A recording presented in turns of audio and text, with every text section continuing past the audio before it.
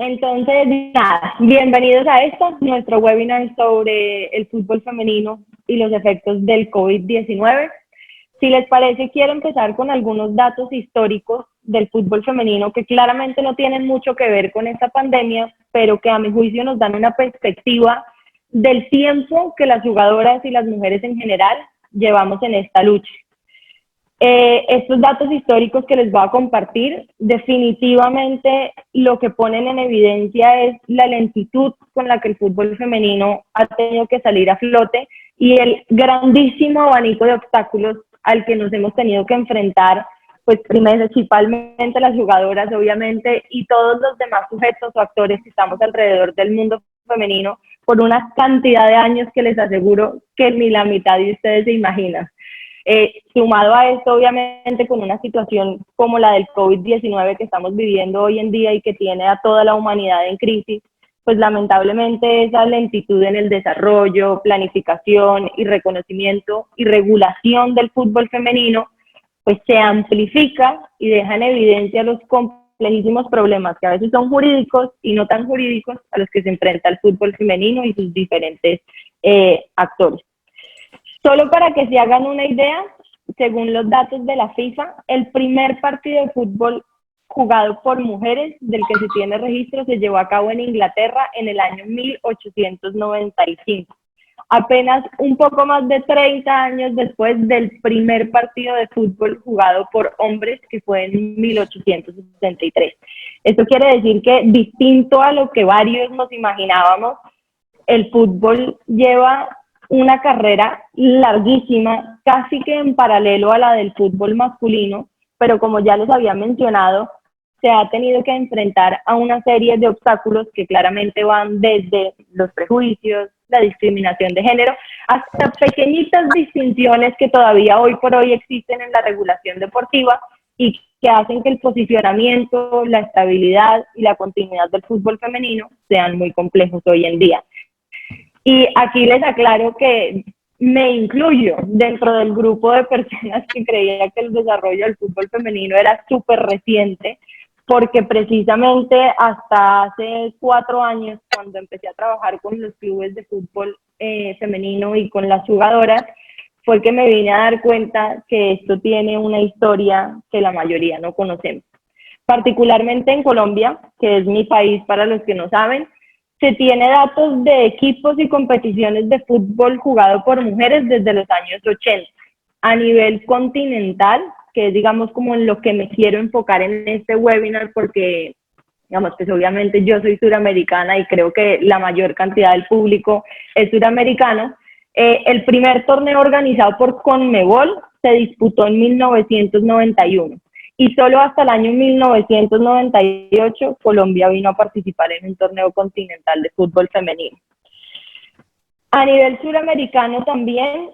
tenemos que tener en cuenta una particularidad, y es que el fútbol femenino se ha venido desarrollando principalmente de manera amateur. ¿Por qué? Porque fue solo hasta el año 2017 que países como Brasil, Colombia y Venezuela organizaron su primera liga profesional. Respecto a Brasil, quiero hacer una aclaración, y es que se supone que el campeonato brasilero de fútbol femenino es profesional desde el año 2013. Sin embargo, y esto es una consideración personal, en 2017, cuando la Confederación Brasilera efectivamente crea un sistema de ascenso y descenso de primera división y de Serie A2, pues es cuando realmente se configura una liga profesional, que también, y esto es una percepción personal, podría ser la única verdadera liga profesional a nivel latinoamericano, y ya les digo por qué. En el caso de Colombia y Venezuela, la profesionalización se da por el simple hecho de que, según el reglamento de licenciamiento de clubes de Conmebol, que ya lo veremos también más adelante al detalle, los clubes que quisieran participar en la Suramericana y en la Libertadores tenían que tener un primer equipo femenino. Aquí en Colombia se asumió que debía haber una competencia femenina profesional y, por lo tanto, los clubes empezaron a contratar laboralmente a unas poquísimas jugadoras que terminaron cumpliendo con la definición de jugador profesional conforme al reglamento sobre el estatuto y la transferencia de jugadores. Es decir, un contrato por escrito con el club y percibir una remuneración que superara sus gastos por practicar el deporte. Lo cierto aquí es que para mí la profesionalización de una deportista y de una competición no debería limitarse al simple cumplimiento de esos requisitos formales. Al menos en Sudamérica creo yo que todavía estamos lejos de una profesionalización verdadera, real y estable del fútbol femenino que nos permita hablar de un deporte profesional como tal, pero digamos que se han construido ciertas bases para que eso pueda ser una realidad en un futuro. Pasamos ahora al segundo punto de nuestra presentación, que es la regulación estatal y deportiva, simplemente para hacerles mención de dos cosas. La primera es que, pues, creo que para todos es evidente que desde la perspectiva estatal o pública, pues, se puede afirmar que en términos generales, el tratamiento para hombres y mujeres es exactamente el mismo desde hace muchos años, pues al menos aquí en esta parte del continente y en Sudamérica en general. Obviamente las mujeres tenemos los mismos derechos fundamentales, nos aplica la misma reglamentación laboral y demás que a los hombres, sin distinción alguna. Sin embargo, la regulación privada de FIFA y sus respectivas asociaciones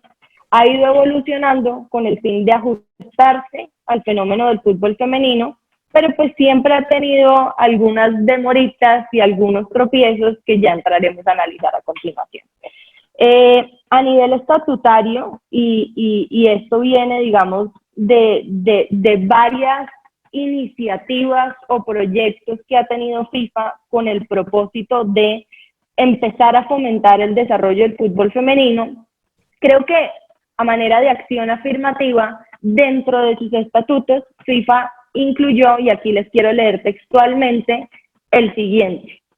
fomentar el desarrollo del fútbol femenino y la participación de las mujeres en todos los niveles de gobernanza del fútbol.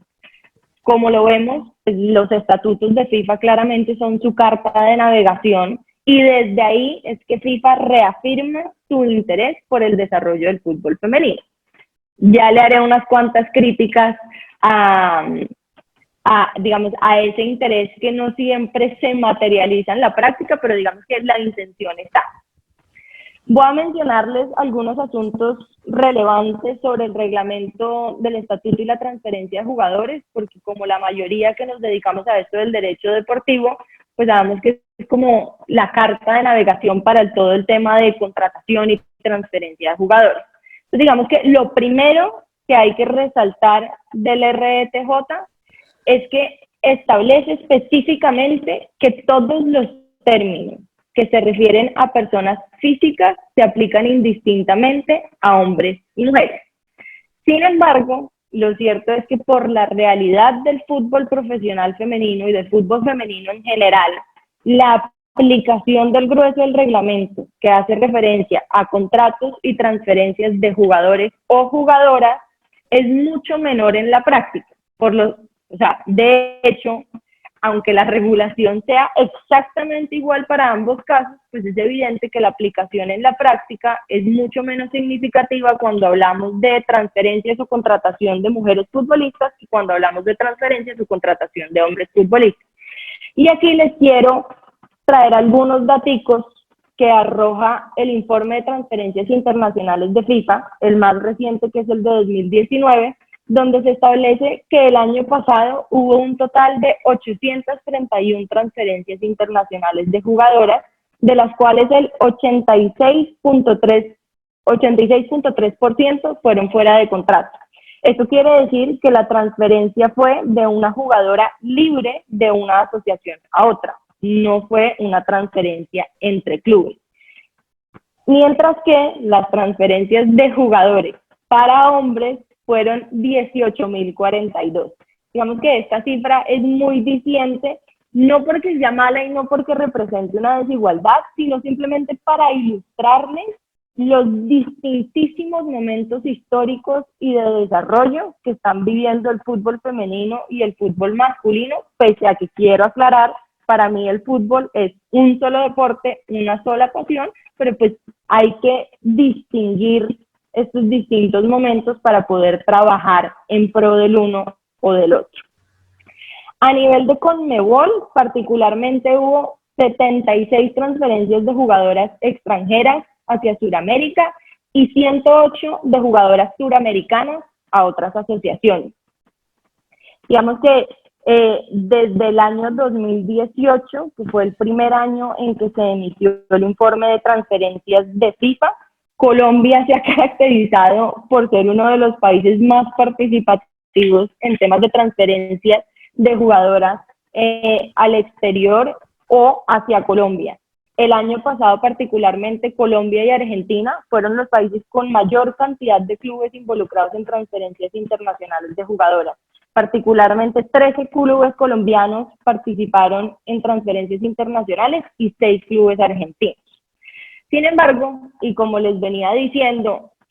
estas estadísticas no se tienen desde hace mucho tiempo, porque de hecho, aunque como ya lo dije, se supone que el reglamento aplica indistintamente para hombres y mujeres, fue solo hasta enero de 2018 que FIFA impuso el uso obligatorio de TMS para las transferencias internacionales de jugadoras profesionales.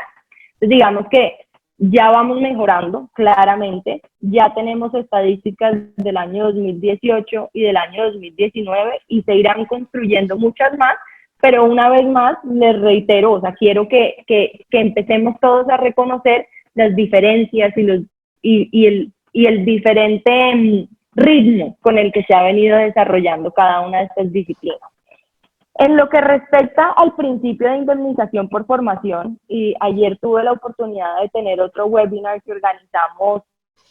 en asocio con una universidad colombiana, un medio de comunicación especializado en fútbol femenino y con la Asociación de Futbolistas Colombianas que les mencionó Celso en un primer momento. El tema de la indemnización por formación es un tema supremamente delicado porque hace unos años se modificó el reglamento y se le ordenó a las asociaciones nacionales modificar sus estatutos locales con el fin de aclarar que los principios de indemnización por formación no le son aplicables al fútbol. Y particularmente esta limitación o esta inaplicabilidad del mecanismo de recompensa de la indemnización por formación de FIFA al fútbol femenino tiene unas implicaciones que son gravísimas y que digamos que se magnifican a la luz del COVID, pues porque como ya lo hemos visto, el fútbol femenino es un fútbol aficionado. Si lo comparamos con el fútbol aficionado masculino, los clubes formadores tienen un ingreso bastante significativo que en la mayoría de los casos proviene de las indemnizaciones por formación y los cobros de mecanismo de solidaridad, que en el caso de los clubes femeninos no existen. Y si nos ponemos en la coyuntura actual, donde claramente sabemos que por motivos de salud no hay competiciones, no pueden haber congregaciones de personas, los entrenamientos quedaron suspendidos, pues claramente el principal ingreso de los clubes aficionados y de la mayoría de clubes femeninos en el mundo, que es la mensualidad que normalmente pagan las jugadoras por entrenar, desapareció, lo que pone en riesgo a casi que la gran mayoría de clubes que participan en el fútbol femenino global. Entonces digamos que esta es una consecuencia que me parece que es muy importante que tengamos en cuenta y que tendrá que verse incluso desde la Federación Internacional cómo se trabaja para que las consecuencias no sean lamentables a largo plazo. Respecto al mecanismo de solidaridad, el reglamento no dice absolutamente nada. Yo personalmente, pese a que trabajo con clubes formadores, no he tenido la oportunidad de reclamar ninguna indemnización por mecanismo de solidaridad por la transferencia de alguna mujer, pero según el informe de transferencias de FIFA el año pasado se pagaron 2 contribuciones de solidaridad, que las 2 sumaron un total de $1,681. O sea, ahí ya también nos damos cuenta de la diferencia en el valor frente a lo que normalmente se puede ganar un club formador por concepto de mecanismo de solidaridad por un jugador hombre.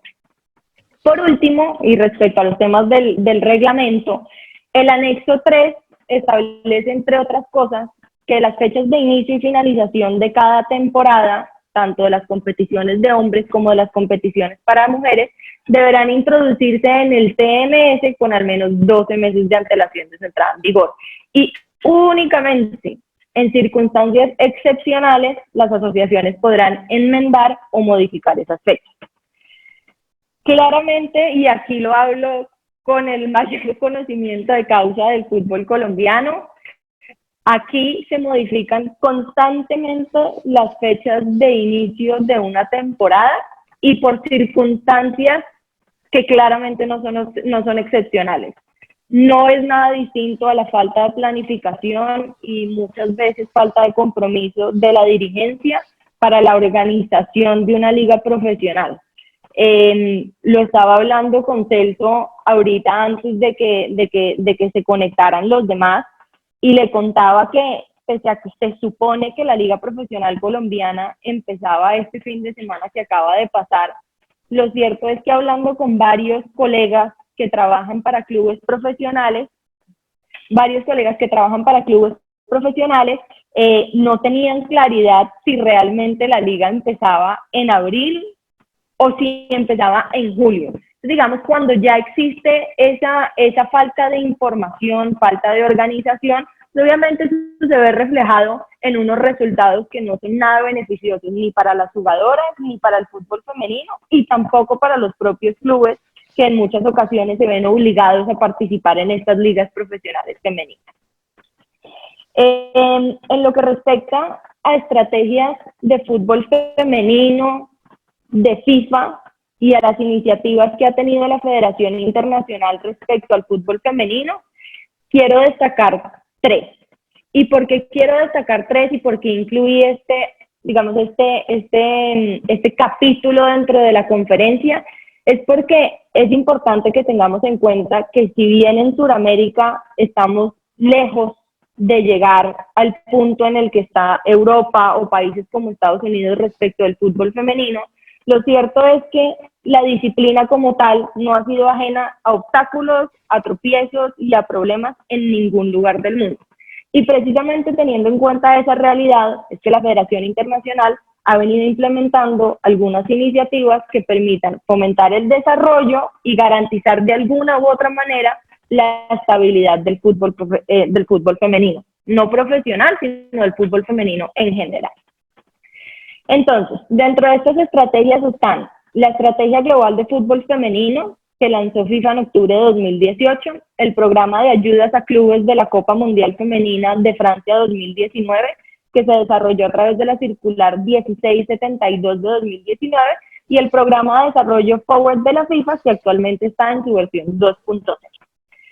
Respecto a la Estrategia Global de Fútbol Femenino de la FIFA, es importante destacar que tiene 3 objetivos generales. El primero es aumentar la participación de mujeres futbolistas, y por esto ellos se refieren a jugadoras jóvenes desde que son niñas hasta mujeres futbolistas profesionales en los países en los que se pueda desarrollar una liga profesional. El segundo objetivo general es potenciar el valor comercial del fútbol femenino, posicionando eventos de gran importancia como el Mundial Femenino, que digamos que tuvo sus frutos el año pasado con el éxito sin precedentes que tuvo el Mundial. Y el tercer objetivo general, desarrollar estructuras básicas de gobernanza y atraer a más mujeres a los altos cargos del sector. Dentro de los objetivos específicos de esta estrategia global de FIFA está, y aquí les quiero leer textualmente, la siguiente: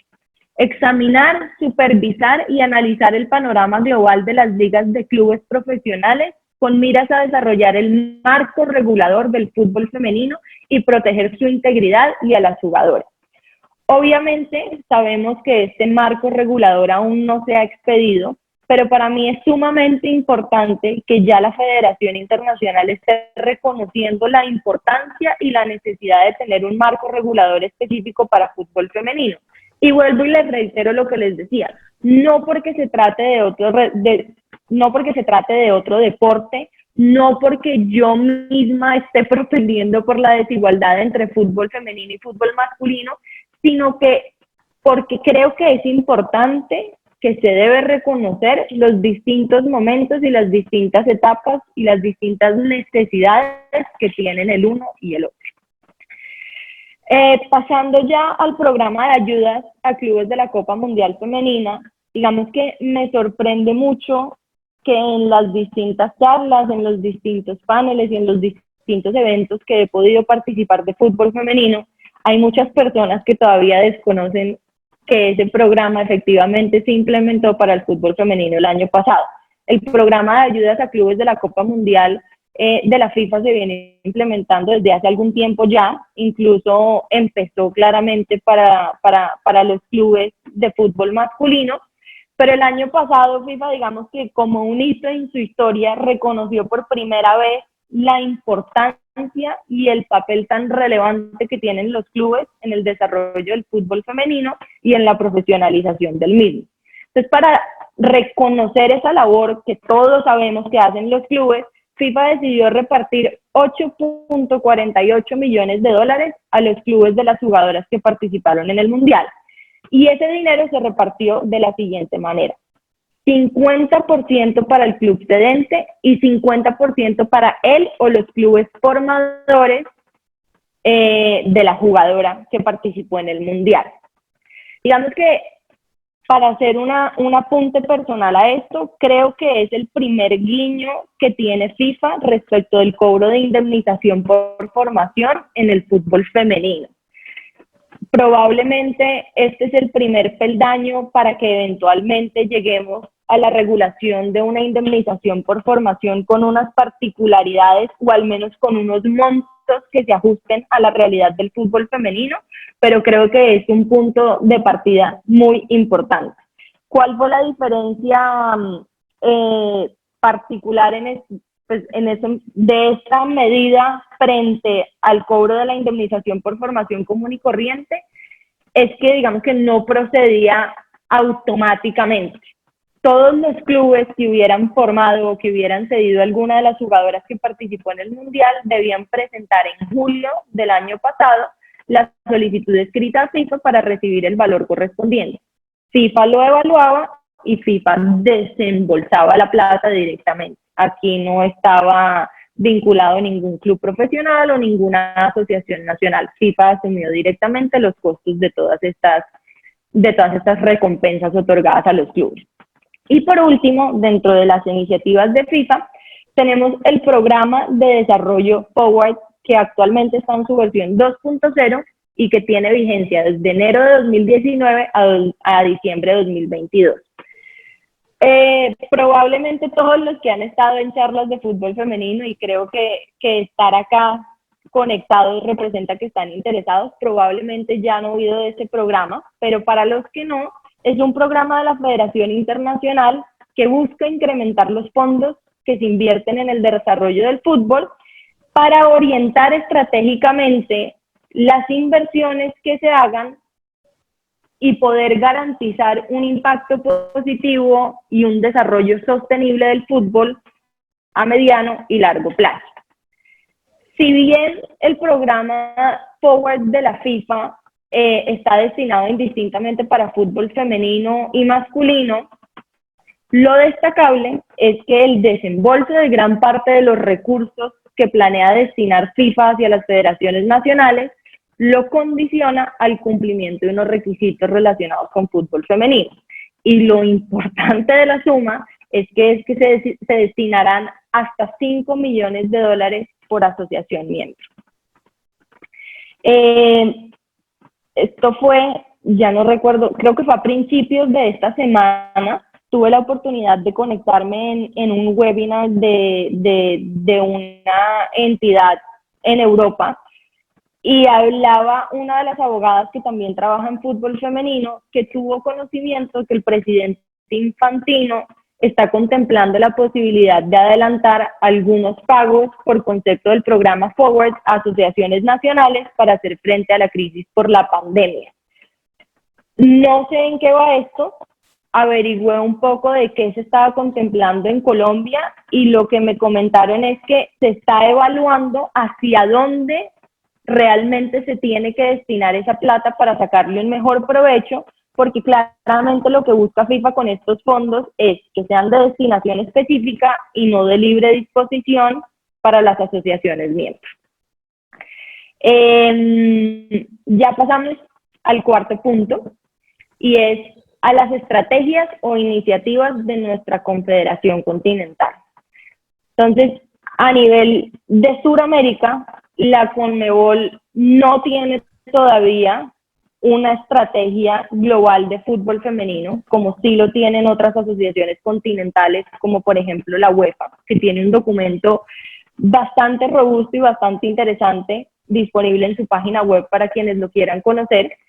Aquí en Sudamérica, la CONMEBOL encontró en el reglamento de licenciamiento de clubes, digamos que lo que para ellos es la mejor herramienta para fomentar el desarrollo del fútbol femenino, o por lo menos a corto plazo, para tratar de obligar a los clubes que quieran solicitar una licencia y participar en las competiciones oficiales de la Confederación, contar con el término que ya les mencioné de primer equipo femenino. Ese término de primer equipo femenino, como ya les dije, ha sido bastante complejo, puesto que la interpretación no es uniforme respecto de si realmente se hace referencia a un equipo profesional o no, y la Confederación tampoco ha salido a aclarar el alcance del término. Personalmente, cuando uno hace el ejercicio de leer el reglamento de licenciamiento de clubes y extrapola la definición que utilizan para primer equipo masculino, pues yo entendería que también debería entenderse que primer equipo femenino es el equipo profesional. Sin embargo, la discusión está. La interpretación más reciente que se le ha dado en Colombia es que al menos los 8 clubes que normalmente clasifican a Suramericana y Libertadores son el número mínimo de clubes que tienen que participar en la Liga Profesional Femenina Colombiana, y que por lo tanto la Liga Profesional Femenina Colombiana sí o sí se tiene que realizar si se quiere continuar participando en las competencias continentales. De fuentes no oficiales, y otra vez vuelvo con una incidencia, he escuchado que CONMEBOL no quiere cancelar ni posponer la Libertadores Femeninas, que estaba programada para septiembre de este año, y que harán lo posible. Incluso están contemplando un torneo relámpago de campeones de años anteriores para garantizar la realización de la competición continental femenina, si es que no es posible que se lleven a cabo las ligas nacionales, que es de donde salen los clasificados para esa competición continental. Ya veremos qué pasa con eso, pero digamos que tiende a ser importante que al menos a nivel confederado se reconozca la importancia de darle continuidad a las competencias no solo masculinas, que sabemos que eventualmente se reanudarán si las condiciones de salud lo permiten, pero también a las competencias femeninas. Bueno, y aquí venimos a la parte gruesa de la presentación, la situación actual del fútbol femenino suramericano frente a la pandemia y al COVID-19. Quiero comentarles que este es un ejercicio que iniciamos a hacer en la Asociación de Futbolistas Colombianas con la ayuda de muchos colegas y de muchas jugadoras en distintos países que nos han ayudado en las últimas 2 semanas a recopilar la mayor cantidad de información respecto a la realidad del fútbol femenino en Sudamérica y a las medidas que se han venido tomando por parte de los clubes, por parte de las asociaciones nacionales en cada uno de los respectivos países para hacer frente a esta coyuntura del COVID. Es un informe que está en elaboración, que una vez terminemos tendremos el orgullo y el placer de podérselos compartir a todos, pero quería aprovechar para compartirles algunos datos que creo que son relevantes para efectos de nuestra conferencia. El primer dato importante, y era uno que quería conseguir hace rato, es realmente cuántos países en Sudamérica tienen liga profesional, y la conclusión a la que llegamos es que al menos formalmente, aunque como ya les dije materialmente no es tan cierto, Argentina, Brasil, Colombia, Ecuador y Venezuela son los países que tienen liga profesional de fútbol femenino. Particularmente en Argentina se ha llegado a un modelo que a mi juicio es bastante acertado para la realidad del fútbol femenino en América Latina, y es que a través del convenio colectivo que llegaron entre la AFA y la asociación de, perdónme que no me acuerdo el nombre, creo que es Agremiados Argentinos o algo así, pero es el sindicato de futbolistas argentinos, llegaron al acuerdo de exigir un mínimo de 8 contratos por club que se ganaran un salario mínimo, y ese salario mínimo lo asume directamente la Federación Nacional, es decir, la AFA.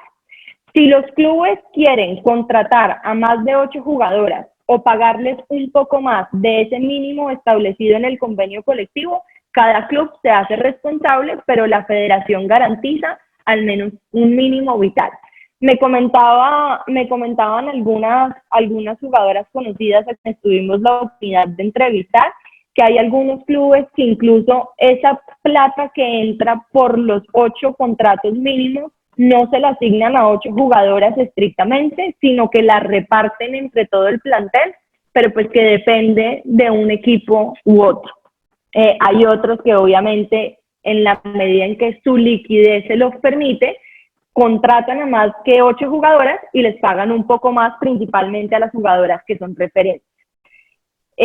Respecto a la coyuntura del COVID, la liga femenina en Argentina se suspendió la segunda semana de marzo, digamos que a diferencia de otros países como Colombia ya se había empezado a jugar, pero pues como todos estamos en las mismas, hay total incertidumbre frente a cuándo la misma se podrá reanudar. Las obligaciones laborales de los clubes frente a las jugadoras están garantizadas porque hubo un decreto presidencial que obligó al pago de prestaciones laborales de cualquier empresa, incluidos los clubes profesionales de fútbol, y por lo tanto las jugadoras contratadas siguen cobrando su salario con normalidad. No sé hasta qué punto esta situación de no entrenar, no jugar, no tener televisión, no tener patrocinios y demás permita continuar pagando los salarios con normalidad, pero ya veremos. Esto es lo que tenemos hasta esta semana. En lo que respecta a Chile, no hay liga profesional como tal, pero hay 2 clubes que digamos que están mandando la parada y tratando de sentar un precedente al respecto, que son Colo-Colo y Santiago Morning, los cuales tienen algunas jugadoras contratadas. Si no estoy mal, Colo-Colo tiene el 100% de la plantilla con contrato de trabajo y Santiago Morning unas cuantas jugadoras referentes. La liga en Chile se suspendió hasta el 1 de agosto y queda en manos de los clubes la continuidad de los contratos. Hablamos con ANJUF, que es la Asociación de Futbolistas Chilenas, y hasta el momento no habían recibido comentarios respecto de terminaciones, suspensiones o incumplimientos por parte de los clubes. Entonces digamos que podría decirse que el pago de las prestaciones laborales se está llevando a cabo con normalidad en Chile, pese a la coyuntura del COVID.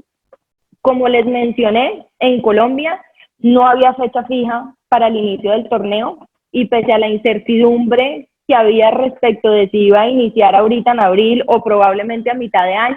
hay 3 clubes que quisiera destacar y con nombre propio, porque eso no muchas veces se hace, que son América de Cali, Atlético Nacional e Independiente Santa Fe, que son los 3 clubes que ya habían empezado a contratar jugadoras, incluso sin saber qué iba a ser de la Liga Profesional Femenina este año.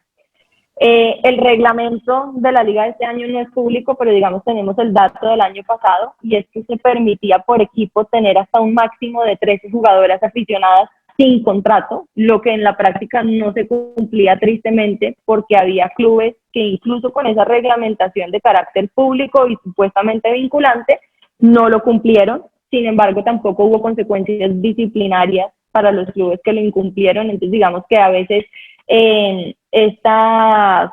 reglamentación que se intenta hacer respecto a la contratación de jugadoras a nivel nacional termina siendo letra muerta, pero pues por algo tenemos que empezar. Respecto de los 3 clubes que ya tenían contratos con las jugadoras, aquí en Colombia se han tomado distintas medidas, particularmente en Atlético Nacional. Se decidió enviar a vacaciones colectivas a todas las jugadoras. En Independiente Santa Fe se les redujo el salario a las jugadoras en la misma proporción que se les redujo a los hombres, y lo que no se les pague ahorita se les compensará con una prórroga de 2 o 3 meses del contrato, dependiendo pues de lo que dure esa coyuntura. Y En América de Cali, por lo pronto, se sigue pagando las prestaciones laborales con normalidad, se está evaluando qué medidas se van a tomar dependiendo pues de lo que termine durando esta coyuntura. Hay otro club que también quiero destacar con nombre propio, que es el Junior, que sin perjuicio de no tener un vínculo laboral con las jugadoras, porque ya habían empezado a conformar el equipo, estaban en pruebas para contratar algunas otras, pero nunca llegaron a suscribir los contratos cuando se decretaron las medidas de confinamiento aquí en Colombia, están respondiendo al menos por todas las jugadoras foráneas que están en Barranquilla. A estas jugadoras se les está pagando lo que verbalmente se había acordado que iba a quedar contemplado en su contrato laboral, se les está garantizando vivienda y alimentación. A las jugadoras locales se les reconoció un subsidio y sé que han estado pendientes a través de la Secretaría de Deportes de la ciudad y de algunas otras asociaciones para velar pues porque no les haga falta al menos alimentación a las jugadoras locales de más escasos recursos del club y pues de los demás clubes aficionados de la ciudad y del departamento.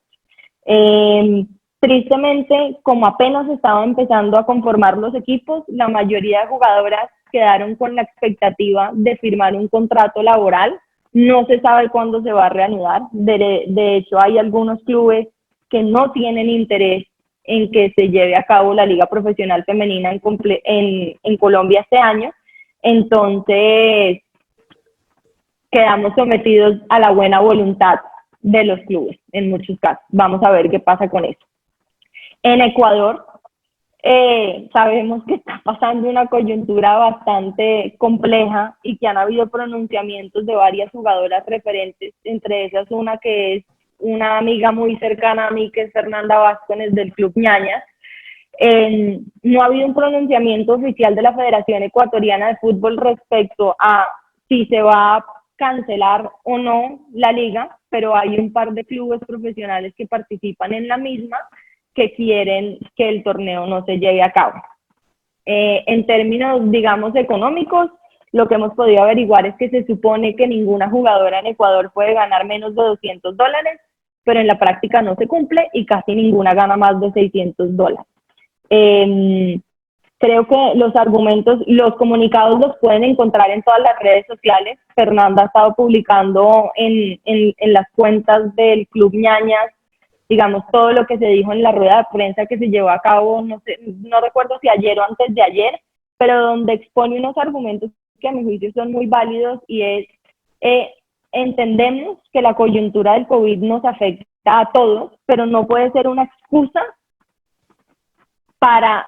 desvincular a jugadoras mujeres de los clubes o para cancelar las competiciones femeninas cuando no se está haciendo lo mismo con las competiciones de los hombres. Obviamente ya en Ecuador había muchas jugadoras contratadas, ya había muchos contratos de patrocinio suscritos y pues la cancelación de la liga profesional implicaría una desmejora en la situación económica, social y familiar de muchísimas jugadoras que ya aspiraban a poder tener ese ingreso este año. Entonces vamos a ver cómo se resuelve el tema. En Paraguay, el fútbol femenino es estrictamente aficionado y así lo define la federación. Hay algunas pocas jugadoras que tienen contrato de prestación de servicios, pero digamos que la Federación Nacional, pues por tratarse de contratos de prestación de servicios, no conoce exactamente cuánto se le está pagando a estas jugadoras que están contratadas y depende estrictamente de la voluntad del club si quiere reconocerle alguna remuneración o no a la jugadora. Las competencias claramente, al igual que en los demás países de Sudamérica, están suspendidas, pero esta semana la federación ha emitido 2 comunicados, uno en el que le informa a la opinión pública que se van a adelantar los pagos por concepto de derechos de televisión por conceptos de derechos de televisión. Para el fútbol femenino, estos son de aproximadamente $4.800, que claramente es una cifra que es bastante pequeña, pero pues si tenemos en cuenta que se trata de fútbol estrictamente aficionado, pues $4.800 funcionan y vamos empezando de a poquitos. Yo soy de las que cree que tenemos que empezar por pasos pequeños para llegar a grandes cosas y ahí vamos. Adicionalmente emitió otro comunicado en el que se le informa a la opinión pública que se cancelan todas las competencias de fútbol aficionado, incluidas las masculinas, lo que a mi juicio es lo acertado. Si la medida se toma en razón de la salud de los deportistas, pues claramente la medida debe ser exactamente igual para hombres y mujeres. No puede ser, como entiendo que lo han querido hacer ver en Ecuador, como si el virus únicamente contagiara a las mujeres y no a los hombres. Y que precisamente por eso es que la competencia femenina se va a cancelar y se le va a seguir dando vía a la competencia masculina.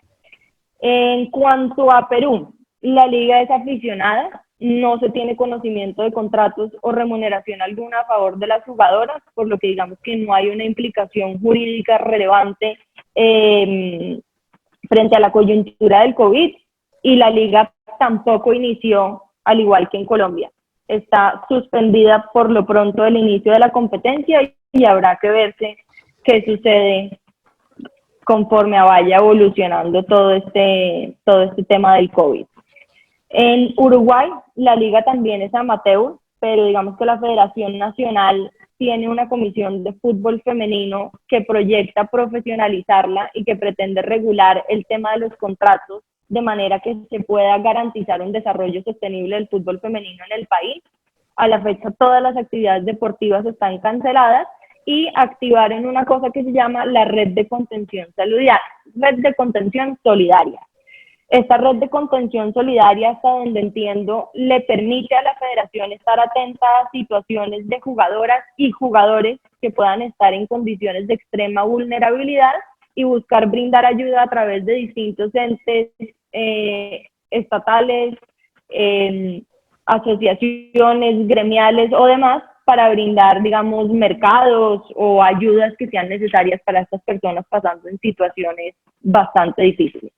Y por último, de los países pues, de los que ya tenemos datos, sé que hacen falta un par, pero Venezuela se supone que allá la liga es profesional y que cada una de las 25 jugadoras que conforman los 40 equipos que además participan en la liga profesional deben tener contrato y deben percibir al menos $50 mensuales. Esta es información oficial y extraoficialmente las jugadoras nos dijeron que, digamos, eso queda en el papel, no es lo que pasa en la práctica, pues porque obviamente sostener un equipo de 25 jugadoras pagándole absolutamente a todas no es viable, y mucho menos en un país con la economía como Venezuela. A la fecha no ha habido pronunciamiento de la federación respecto de qué va a pasar con la liga femenina en 2020, que tampoco ha empezado, y no hemos podido tener claridad cuántos contratos efectivamente han firmado las jugadoras, ni tenemos muy claro qué vaya a pasar con ellas. Entonces, digamos que estamos en plena investigación, esperamos que cuando podamos terminar el informe, tener información veraz y fehaciente respecto a lo que está pasando en ese país y poderlo compartir con ustedes. Y pues nada, yo creo que hice un capítulo de conclusiones, que son conclusiones que tengo que aclarar si son personales, que probablemente haya algunos que las compartan, otros que no, pero que a mi juicio son las que se derivan de esta coyuntura por la que estamos pasando. La primera es que hay muchas federaciones nacionales y cada vez más clubes haciendo un esfuerzo por mantener las condiciones de contratación de las poquiticas jugadoras que hoy por hoy tienen contrato en Sudamérica, pero la realidad general de nuestro fútbol es que es especialmente vulnerable a la pandemia por las situaciones que ya les mencioné, porque es un fútbol meramente aficionado, porque no tiene ingresos garantizados como muchas veces lo tienen los clubes aficionados de fútbol, porque no existe una estabilidad contractual, porque los contratos son muy cortos, porque muchas jugadoras ni siquiera tienen contratos, etcétera, etcétera. Precisamente del hecho de que el fútbol femenino siga siendo principalmente amateur, se deriva que claramente la gran mayoría de jugadoras no tienen cómo vivir de la práctica del deporte. Y por lo tanto, las poquitas que lo hacen en condiciones que no son las ideales, que no son estables y que por la irregularidad de su contratación, en muchos casos no tienen la certeza de si efectivamente van a poder subsistir de esa remuneración o no. Lo que implica que, por regla general, las jugadoras deben tener un trabajo paralelo al fútbol. En toda esta situación de la inestabilidad laboral de las jugadoras se ve increíblemente agravada por el tema de la pandemia y principalmente en países como Colombia, donde existía una expectativa de poder recibir una remuneración y poder suscribir un contrato laboral con un club que hoy por hoy se encuentra completamente a la deriva. Como ya les comenté, para la fecha en que se desató todo el tema de la pandemia y específicamente en el mes de marzo, cuando en Colombia se decretaron las medidas de confinamiento, ya había varios clubes que habían empezado a convocar a jugadoras y a conformar sus equipos. De hecho, con algunas se había hablado de los valores de sus salarios y de las condiciones de su contratación, y cuando se desató todo este caos, obviamente la medida tomada por la mayoría de los clubes fue: no tengo vínculo laboral contigo, te reconozco un auxilio de transporte para que si eres de afuera puedas regresar a tu casa. En algunos casos se les dio como un bono de alimentación para garantizarles un mercado y el club se desentendió. Entonces digamos que las pocas que esperaban ser contratadas, pues a la fecha no tienen ni idea si van a poder percibir algún ingreso por jugar al fútbol este año. Esperemos que sea así. De hecho, sobre este punto, y se me pasó, y lo acabo de ver aquí en mis apuntes, lo hago rápidamente porque además veo que ya se nos está acabando el tiempo. Hay un informe de FIFA, en el informe de transferencias internacionales de FIFA de 2019, se estableció que el 43.7% de los contratos de jugadoras a nivel mundial dura entre 7 y 12 meses y el 29.8% de los contratos dura 6 meses o menos, lo que digamos reitera lo que ya les he venido comentando de la inestabilidad contractual. Adicionalmente, hay un reporte global de empleo de FIFPRO, que lamentablemente el último ya es de hace casi 3 años, porque lo emitieron en 2017, donde también se dejó en evidencia la situación de las jugadoras no solo a nivel suramericano, sino a nivel global. Y hay un gráfico de ese informe que me encanta, que es una cancha de fútbol donde hay una porción hacia un lado de las canchas, que es la porción de jugadoras profesionales, otra porción pequeña de jugadoras amateur y una gran zona gris en la mitad, donde no se sabe si las jugadoras son profesionales o no, precisamente por las particularidades de las que hemos venido hablando. Entonces digamos que con la encuesta que ellos realizaron se dieron cuenta que únicamente el 18% de las jugadoras encuestadas es profesional, conforme a la definición formal de FIFA, que ya sabemos que es lo del contrato por escrito más la remuneración superior a los gastos, y el 82% restante serían consideradas aficionadas conforme a la regulación deportiva. Sin embargo, FIFPRO tiene su propia definición de futbolista profesional, que es cualquier jugador o jugadora que perciba ingresos de cualquier fuente por su actividad futbolística, y bajo esa definición, digamos que la estadística incrementa un poco y serían el 60% de las encuestadas las que se ajustaría a la definición de futbolista profesional de FIFPRO. Pero lo que demuestran todas estas cifras y todos estos números es precisamente la dificultad que se tiene frente al fútbol femenino en todo el mundo. Bueno, como ya les dije, en la gran mayoría de los casos en Sudamérica no existe vínculo laboral o jurídico entre las jugadoras y el club que efectivamente conmine al club o lo haga sentirse obligado a llegar a acuerdos colectivos en beneficio de las partes, por lo que digamos que la gran mayoría de jugadoras en situaciones de vulnerabilidad quedan sujetas a que el club, por razones estrictamente humanas o sociales, decida no abandonarla, como decimos aquí en Colombia. Entonces, en los pocos casos en los que digamos que pudiera llegar a hablarse de una relación laboral que no está formalizada en un contrato por escrito, pues claramente las jugadoras tendrían que entrar a luchar por lo que en Colombia llamamos el contrato realidad en el marco del derecho laboral, y es que si se cumplen las características de una relación laboral, independientemente de si está materializado o no en un contrato por escrito, el juez laboral lo reconoce en favor del trabajador, pero pues digamos que es un pleito que estoy segura que muy pocas jugadoras podrían llegar a pagar y a ganar. En cuanto a las ligas como tal, pues creo que para nadie es un secreto que las ligas femeninas son las menos sostenibles económicamente, y por lo tanto, pues el incentivo para que los clubes y la dirigencia del fútbol quieran continuar con las mismas no es la misma que con las competiciones para los hombres. Sin embargo, y aquí hago el apunte personal, creo que la COVID no se puede convertir en la excusa para botar a la basura absolutamente todo lo que se ha logrado con el fútbol femenino hasta ahora, y deberíamos realizar un esfuerzo para sacar adelante las pocas ligas profesionales que hay, encontrar la forma de organizar torneos cortos, torneos relámpagos, obviamente todo que se ajuste a las condiciones que estemos viviendo conforme al desarrollo de la pandemia, y que obviamente se garantice la salud de las jugadoras por encima de todo, pero sí estoy convencida que en el corto plazo se debe buscar la realización de las mismas.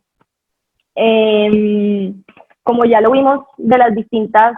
cifras y estadísticas que les he dado a lo largo de las conferencias, pues es evidente también que el fútbol femenino todavía no vive de contratos laborales ni de transferencias de jugadoras, como en muchos casos sí pasa con el fútbol masculino, y por lo tanto, pues la afectación del COVID, la cancelación de los eventos deportivos y demás, hace que los pocos contratos de patrocinio que se tienen, y que en muchos casos son el ingreso más relevante para la realización de las ligas y para el sostenimiento de los clubes profesionales, pues afecte todavía más que en el fútbol masculino, porque no tenemos otra fuente de ingreso relevante, además de que son muy pocos. Y por último, lo que ya les había medianamente mencionado antes cuando estábamos hablando del tema de la indemnización por formación, y es que el principal ingreso de los clubes aficionados que forman a las jugadoras jóvenes es la mensualidad que cada una de ellas le paga al club por entrenar. Algunos reciben de los organismos deportivos o de los organismos estatales de cada país unos subsidios. Hay algunos otros que son muy juiciosos en temas de labores de mercadeo y tienen unos patrocinios pequeños, pero a diferencia de los clubes formadores de jugadores, no tienen derecho a percibir una indemnización por formación, y ante coyunturas tan particulares como estas no tienen la liquidez para poder subsistir sin competir y sin recibir estos pequeños ingresos por mucho tiempo. Entonces, vuelvo y reitero que obviamente desde la Federación Internacional y ya a nivel local por parte de las federaciones nacionales, tendrán que implementarse las estrategias que se estimen pertinentes para garantizar la subsistencia de estos clubes. La verdad que creo que el panorama es tan grave que hay muchos que podrían llegar a desaparecer si esta coyuntura perdura mucho tiempo más. Y nada, por último, esta mañana, justo antes, de hecho 20 minutos antes de conectarme a la conferencia, pude encontrar que FISPRO publicó en su página web un informe de las consecuencias que tiene el virus frente al fútbol femenino en particular. La verdad es que lo leí muy por encima. La invitación es que todos lo revisemos al detalle. Creo que en el informe, por lo que pude revisar, se comparten algunas de mis percepciones aquí en esta conferencia, pero pues es importante ver cómo organizaciones internacionales realmente se están preocupando por darle una atención especial y específica al fútbol femenino que tanto lo necesita ante esta situación que nos está afectando a todos. Y ya, creo que cerramos con una hora exacta, listos para las preguntas. Muchas gracias, María José. Sí, tengo bastantes preguntas, la verdad. Primero, antes de comenzar las preguntas, me piden que por favor, no sé si en el chat puedes poner tu correo, porque me parece que les gustaría que les compartas el informe que nos hablaste una vez que cuando lo termines. Claro que sí. Ya, a ver, una de las preguntas es, ¿crees que debe existir una reglamentación de FIFA específica para el fútbol femenino? Sí. Sin duda alguna, creo que debe existir. Obviamente hay temas, como lo mencionábamos, contractuales y de transferencias que a mi juicio deberían ser aplicables para ambos, como lo son en este momento, pero creo que hay particularidades que sí se tienen que tener en cuenta y vuelvo y reitero, el tema de la indemnización por formación. Personalmente, en cuanto a ese aspecto, digamos que lo que he planteado muchas veces es, no, digamos, nosotras, y yo a veces me incluyo como si fuera una jugadora más, no buscamos la igualdad material como tal, porque eso no es lo que debe ser, sino una equidad frente a la realidad de las situaciones de cada una de las disciplinas. Se podría pactar un mecanismo, una forma de cobrar una indemnización por formación con unos montos inferiores a los que se cobran para el fútbol masculino, por ejemplo, y tener una regulación específica que aplique al fútbol femenino, que no lo afecte, pero que también permita continuar con su desarrollo desde las bases que, como sabemos, son tan importantes para el fútbol. Justamente con lo que estabas mencionando, y esa es otra pregunta que me surgieron, es, ¿tú crees que la indemnización por formación afecta al fútbol femenino? Sustancialmente. O sea, el no pago o la prohibición de pago. La prohibición de pago. Pues es que digamos que el uno es consecuencia de lo otro. La prohibición de que se cobre la indemnización por formación, pues se refleja en que no hay un pago de indemnización por formación de jugadoras jóvenes. Y lo digo con todo el conocimiento de causa, porque como les mencioné al principio de la presentación,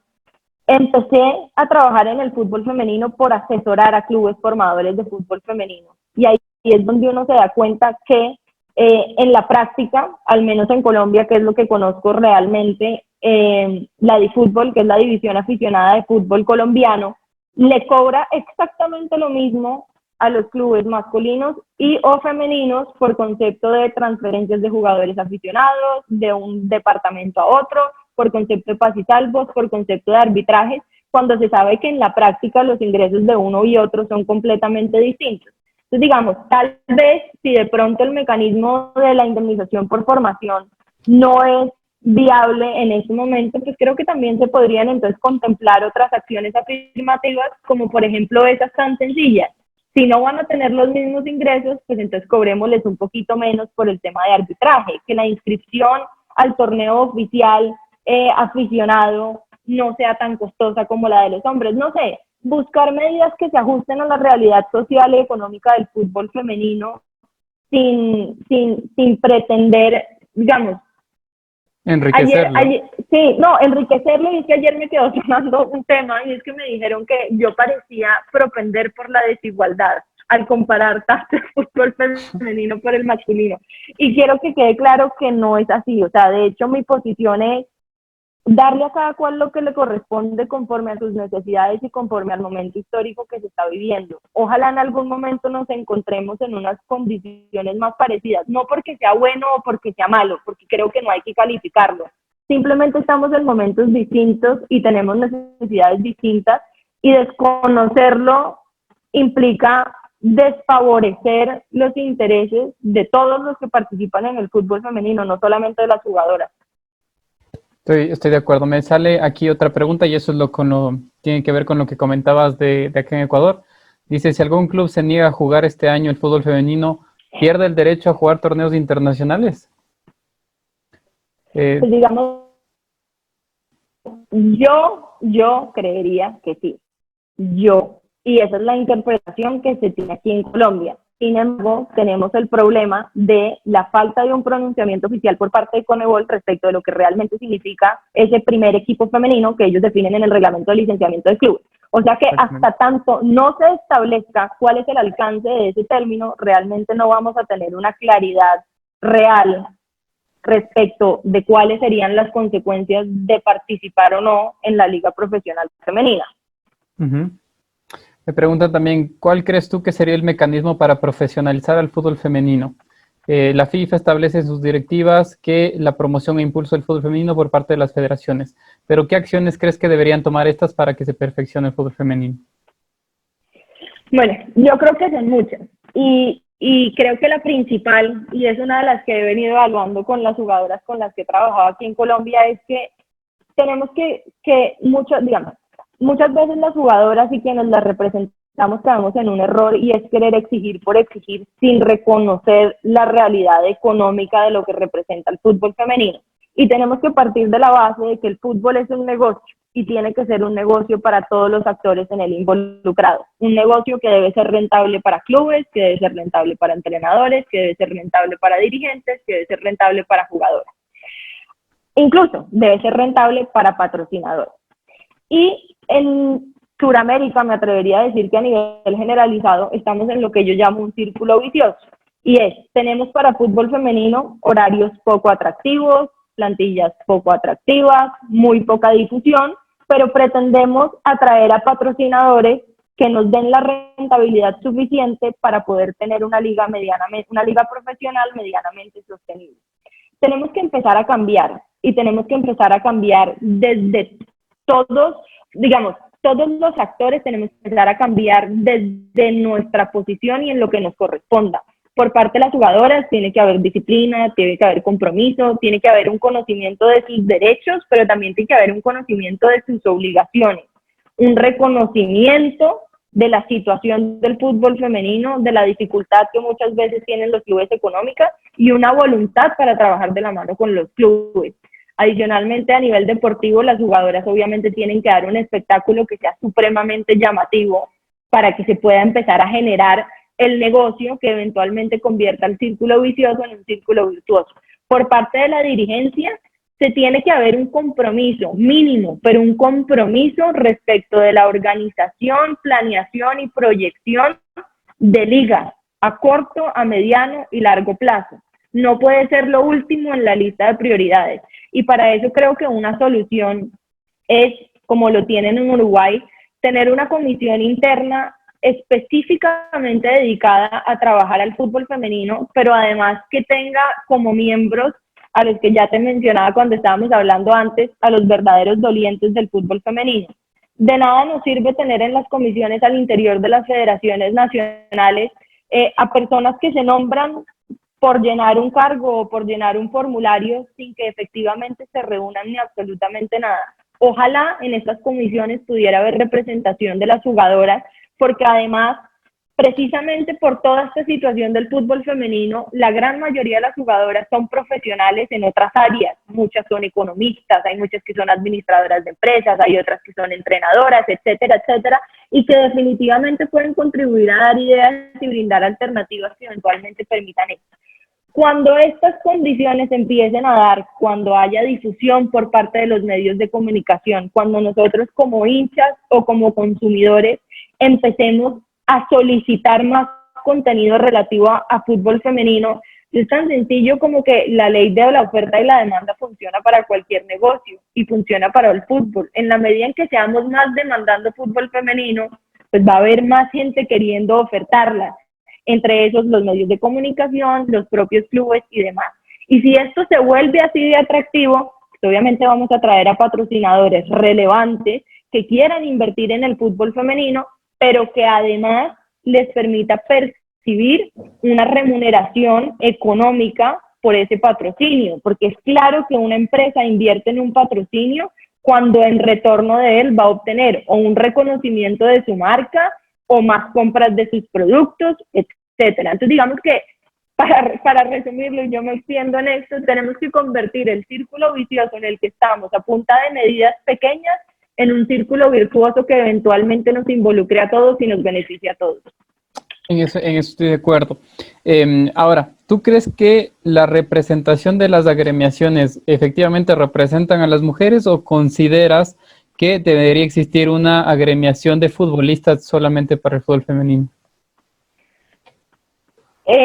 Bueno, voy a tomar la pregunta como que es a nivel nacional, respecto de cada uno de los sindicatos, asociaciones o agremiaciones que hay a nivel nacional y no a nivel internacional con FISPRO. Yo creo, y de hecho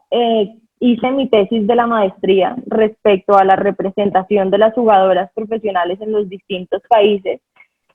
y se sorprenderían saber que en la mayoría de países de Sudamérica hay asociaciones paralelas que buscan representar los intereses y defender los derechos específicamente de las jugadoras de fútbol. En algunos casos, como en Uruguay y como en Chile, estas asociaciones que son específicamente para futbolistas mujeres trabajan de la mano con los sindicatos o agremiaciones oficiales afiliados a FIFPRO. En algunos otros casos, como Colombia, no lo hemos podido lograr.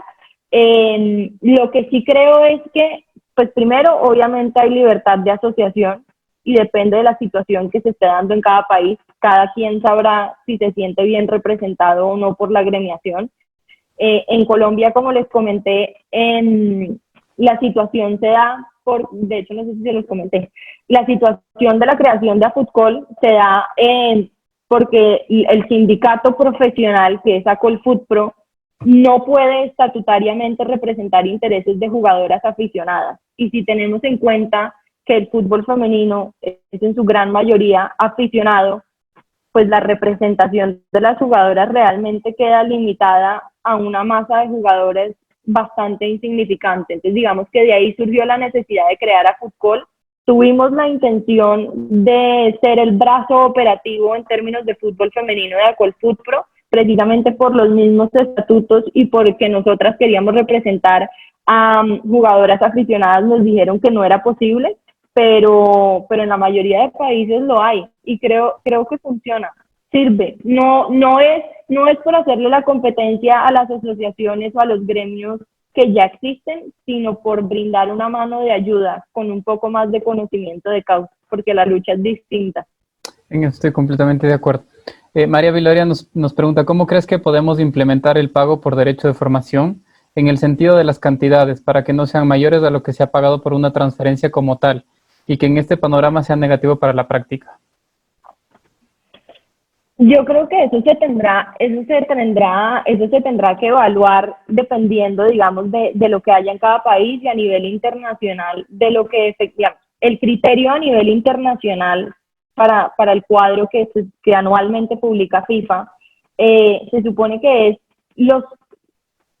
lo que invierte un club categoría 1, 2, 3 o 4 en un año en la formación de un jugador joven. Creo que el ejercicio también se puede hacer para los clubes femeninos. ¿Cuánto invierte un club femenino en la formación de una jugadora? Probablemente la cifra va a ser inferior y podrá ser la que se puede usar. En el caso de los montos que se establecen a nivel nacional en Colombia, que es lo que conozco, se hace con base al salario mínimo legal mensual vigente establecido por el Estado año a año.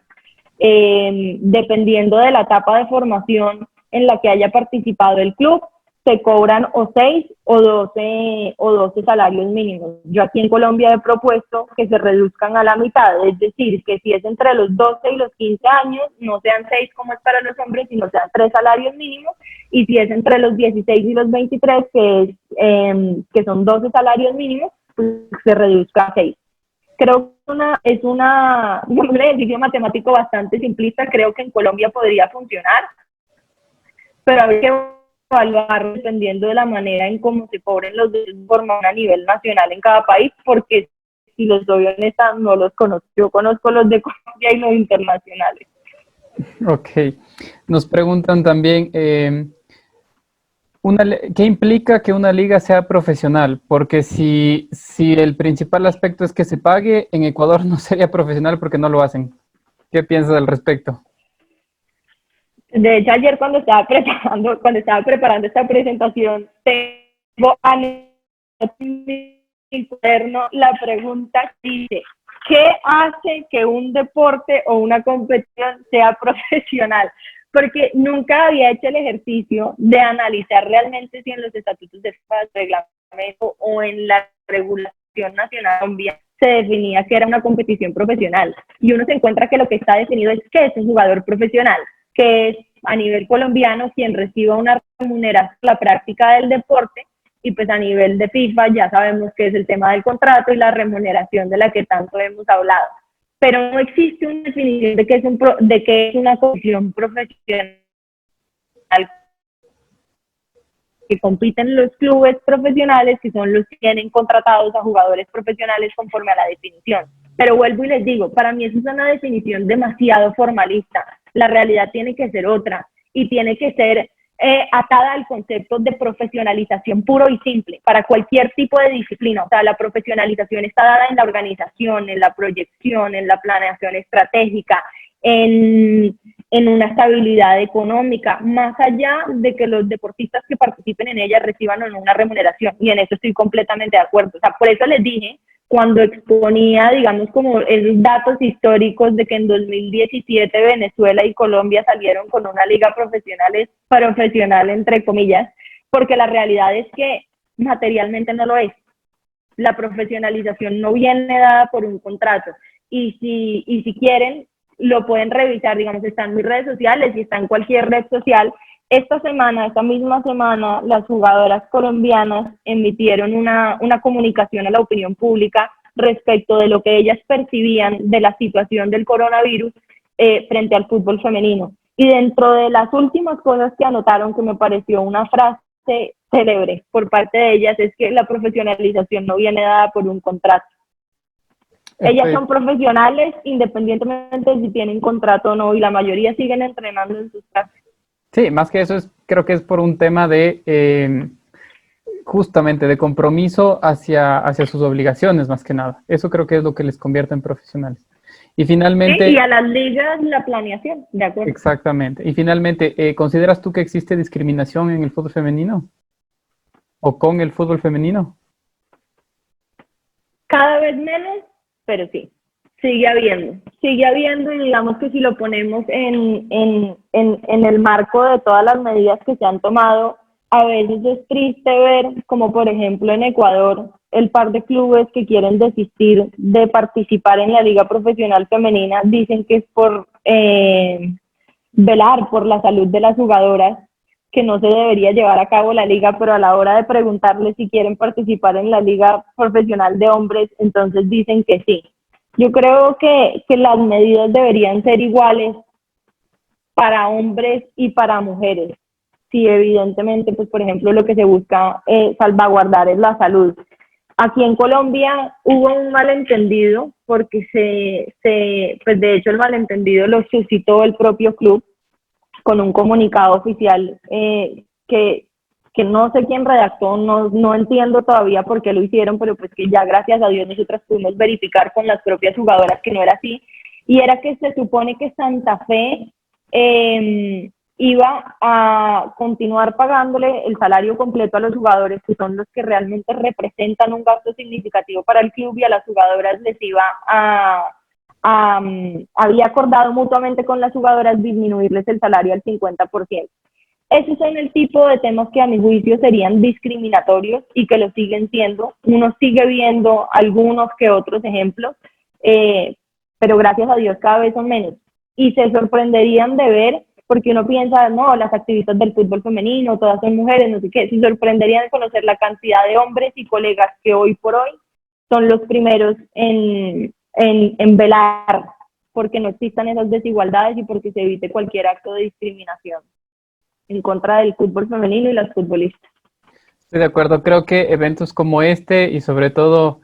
más dedicación de quienes estamos inmersos en la industria del deporte tiene que ser direccionado a eso, a terminar con la discriminación del fútbol femenino y sobre todo apoyar a que el fútbol femenino siga creciendo y más bien no retroceda. Así es. Te agradezco muchísimo, María José. He puesto tu correo en el chat, mjgarcia@mlegal.co, quienes te puedan escribir. Te agradezco igual muchísimo, ha sido una excelente exposición y hay excelentes comentarios en el chat. ¿Tienes algo que decirles? Muchas gracias, Celso, de verdad, y a la asociación por la invitación. Cada vez me pone más feliz ver que se abren este tipo de espacios y sobre todo a nivel internacional para hablar de fútbol femenino. Tengo que reconocer que si eso no fuera así, de pronto mi punto de vista y mi experiencia estaría sesgada a Colombia, pero esto me motiva a conocer de otros países, de aprender de las experiencias de ustedes, y creo que en términos generales los latinoamericanos somos muy pujantes y muy inteligentes. Entre todos podemos hacer que este fútbol femenino sea cada vez mejor. Perfecto, muchas gracias, María José. Quedan todos invitados para las 4:30 hora de Ecuador, la siguiente ponencia. Un fuerte abrazo. Gracias, María José. Gracias. Si puedes, quédate un poco en el chat. Están un montón de muy buenos comentarios. Ya lo estoy viendo. Gracias, Celso. Un saludo para todos. Chao. Cuídense.